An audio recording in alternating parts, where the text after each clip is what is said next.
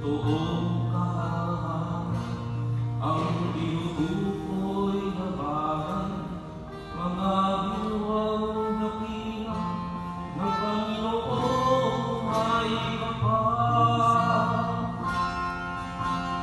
Diyos ang nagbigay ng maghaying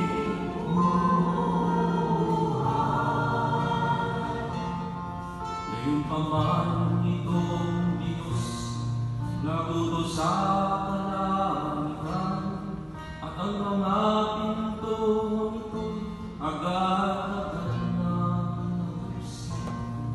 Bumalik ang pagkain, bumuhos na parang ulan, ang pagkain ng mana sa kanila'y